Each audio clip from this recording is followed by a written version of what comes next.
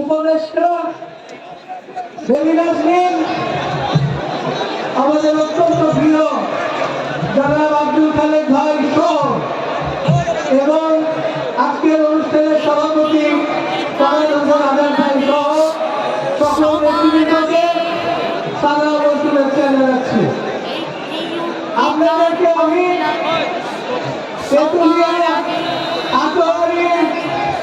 পঞ্চগড় সদর এবং পঞ্চগড় পৌরসভার পক্ষ থেকে সালাম ও শুভেচ্ছা জানাচ্ছি এবং মুবারকবাদ জানাচ্ছি আজকে বিশাল জনসভা আয়োজন করার জন্য। আমি নিয়ম ভঙ্গ করে একটু দেরি করে এসেছি দেখে আমি অত্যন্ত দুঃখিত। আমি দুটা কথা বলে শেষ করে দিচ্ছি। আজকে এই জনসভার যে প্রধান অতিথি জনাব মির্জা ফখরুল ইসলাম আলমগীর সাহেবের যে ইতিহাস, ছাত্র আন্দোলনের ৬৯-এর ছাত্র আন্দোলন থেকে শুরু করে আজকের এই ২০২৪-এ বাংলাদেশের দ্বিতীয় স্বাধীনতা পর্যন্ত যে ইতিহাস, এটা একটা সংগ্রামী ইতিহাস। আপনাদেরকে শুধু এইটুকু বলতে চাই যে আজকে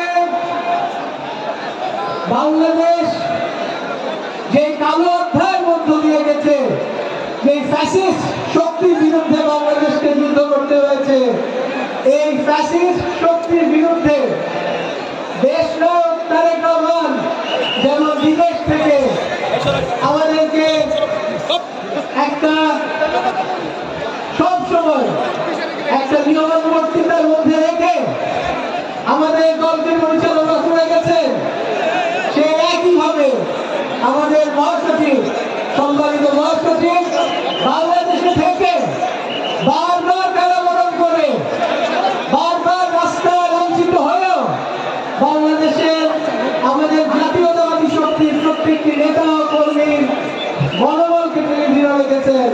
এই জন্য আমি তাকে আন্তরিকভাবে ধন্যবাদ জানাই। আজকে আমি স্মরণ করছি ৭১-এর মুক্তিযুদ্ধের যে শহীদ, তাদেরকে ১৯৭৫ সালে আমাদের যারা সিপাহী বিপ্লবের মাধ্যমে এই দেশের যে পথ পরিবর্তন হয়েছিল, তাদেরকে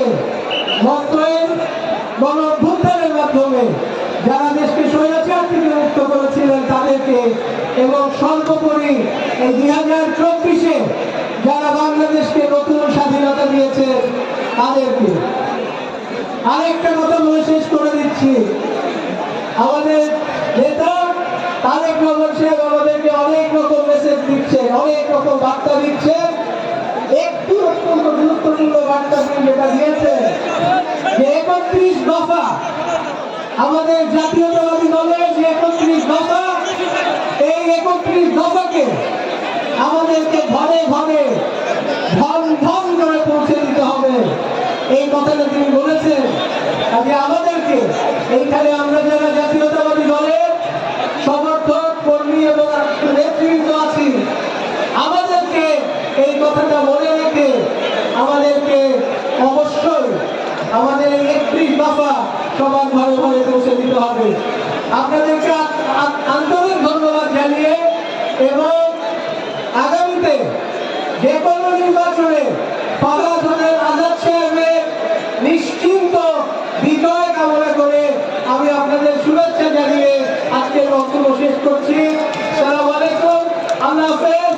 বাংলাদেশ জিন্দাবাদ, বাংলাদেশ জাতীয়তাবাদী দল জিন্দাবাদ, শহীদ জিয়া অমর হোক, বেগম খালেদা জিয়া জিন্দাবাদ, এবং নতুন করে আমাদের তারুণ্যের অহংকার তারেক রহমান সাহেব জিন্দাবাদ, ইনকিলাব জিন্দাবাদ।